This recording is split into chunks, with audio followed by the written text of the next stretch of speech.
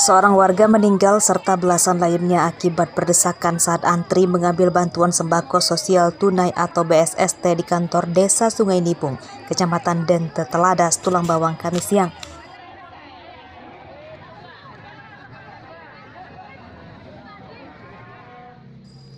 Warga yang meninggal dunia bernama Sugiran, warga Waidente, Kecamatan Dente Teladas.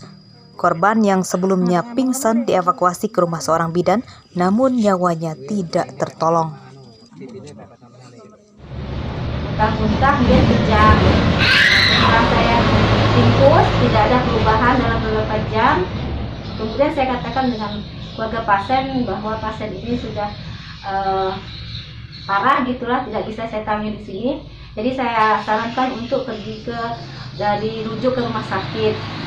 Saya tanya identitas pasien, nama pasien itu Pak Sugiran, umur 55 tahun, alamatnya Waidente 1. Sementara belasan warga yang pingsan segera dibantu untuk beristirahat. Kebanyakan warga pingsan karena kekurangan oksigen di tempat kecil yang disesaki manusia. Sementara suasana di dalam kantor desa juga sangat pengap, lantaran ratusan orang berada di dalam secara bersamaan. Apalagi warga sudah kelelahan karena mengantri sejak pagi hingga sore. 21 ya, dari jam berapa Ibu kemari? Jam 8. Jam 8 ya, untuk menerima dana bantuan apa Bu? Bansos. Bansos ya, bukan BLT apa ya susah? Oh iya, dari jam 8 baru sampai sekarang belum ini Bu ya, belum masuk ya? Iya. Sampai sekarang udah sampai jam 2 Bu ya? Hampir jam 3 ya. Hampir jam 3 Bu ya? Oh iya. Terima kasih. Diketahui warga penerima bantuan di Kecamatan Dente Teladas 3.000 orang. Saat pembagian diduga panitia tidak menyiapkan tempat sehingga warga menumpuk dan berdesakan. Mustaqim melaporkan dari Tulang Bawang.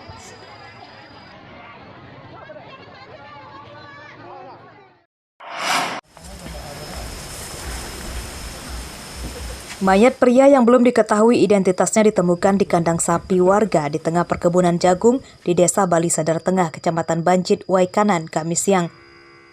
Korban diduga orang dengan gangguan jiwa yang kerap terlihat berkeliaran di sekitar desa.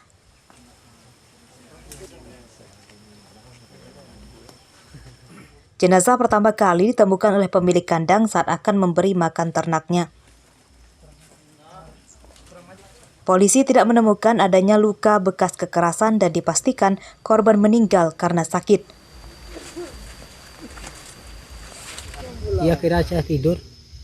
Kira Bapak tidur? Ya. Bapak tadi mau kemana Pak? Mau ke ladang, Deres. Ladang.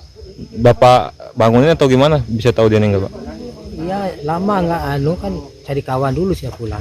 Cari. Nggak berani sendiri dia. Bapak laporkan siapa tadi Pak? Pak Kadus. Pak Kadus. Ya. Jam berapa tadi Pak? Saya keladangnya jam 6. Tinggalnya nggak tahu jam berapa kan. Bapak ngeliatnya jam 6 ya Pak? Iya, keladangnya jam 6. Yang diduga bersangkutan almarhum ini adalah orang gila yang telah berkeliaran di wilayah Kecamatan Banjit sudah bertahun. Almarhum ini ditemukan oleh warga di kebun. Tadi sudah terlihat bersama tim Inafis Polres bersama Polsek telah bekerjasama bahwa yang bersangkutan diduga dalam keadaan meninggal tanpa ada kekerasan. Jenazah yang belum diketahui identitasnya ini dimakamkan secara layak sesuai aturan agama Islam. Namun untuk mencegah penularan COVID-19, jenazah dimakamkan sesuai prosedur protokol kesehatan. Ardio Haba melaporkan dari Waikanan.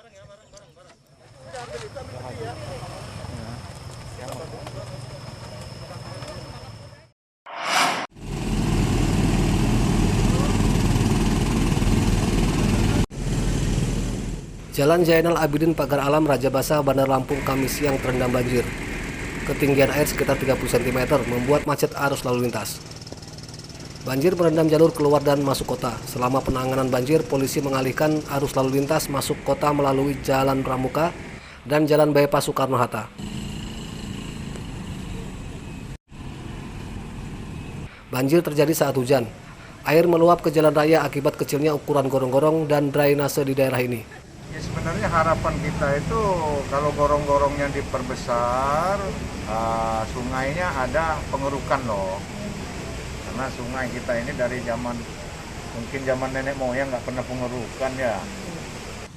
Untuk mencegah banjir serupa, Pemkot Bandar Lampung akan segera menormalisasi drainase dan melebarkan gorong-gorong di daerah ini.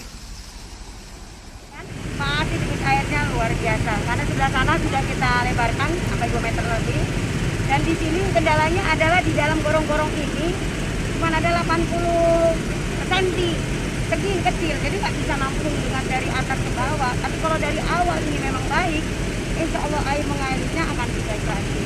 Tapi ini kita ada koordinasi sama pusat dengan balai. Mudah-mudahan apa yang dibicarakan pusat tadi dengan kami, insya Allah nanti malam mulai dikerjakan. Jalan ini nanti mungkin staging ya, tahapan-tahapan dari sisi kiri dulu untuk memasang gorong-gorong itu sebesar mungkin 2 kali 1,5 meter supaya debit air bisa masuk ke sana.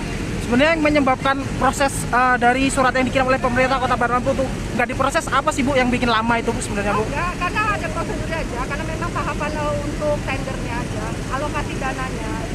Mungkin Jalan yang terendam banjir teratasi setelah hujan reda.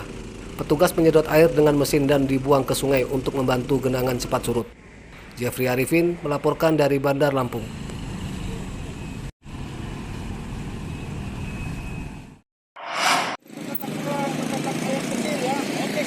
Sejumlah peternak ayam dan telur Kamis siang menggelar demonstrasi di depan gedung Pemprov Lampung. Orasi menuntut diturunkannya harga pakan ayam tidak berlangsung lama dan mereka diterima oleh pejabat asisten 2 bidang perekonomian Provinsi Lampung. Masa menyampaikan kekecewaannya terhadap pemerintah Provinsi Lampung yang belum mampu menurunkan harga pakan. Usaha mereka kini terancam gulung tikar karena tingginya harga pakan tidak sesuai dengan harga jual telur dan ayam. Terus terang Pak Sekda, kami kecewa. Kami ini bukan dibayar sama pemerintah. Kami berusaha sendiri. Tapi kenyataannya sampai saat ini saya mau keluarkan dulu unek-unek saya. Kami semua nih, Pak Sekda. Karena ini sakit hati. Kami ini sudah terpuruk sekarang nih. Bantuan apa yang kami dapatkan? Kenaikan harga pakan salah satu penyebabnya karena tingginya harga jagung sebagai bahan baku pembuatannya. Kenaikan harga pakan juga diklaim menjadi masalah nasional yang harus diselesaikan juga melalui pemerintah pusat. Kondisi seperti ini memang agak kurang menguntungkan bagi produsen telur, ya. Harga pakan dan harga telur, ya. Di samping juga ada persaingan antar daerah. Jadi ya alhamdulillah ada kesepakatan bahwa ya itu dihadiri juga dari feed mills ya, bahwa kita nggak bisa harus sama-sama bersatu ya, harus sama-sama dalam mengatasi hal ini. Masa kemudian membagi-bagikan ayam dan telur ke pengendara yang melintas di depan gedung Pemprov Lampung.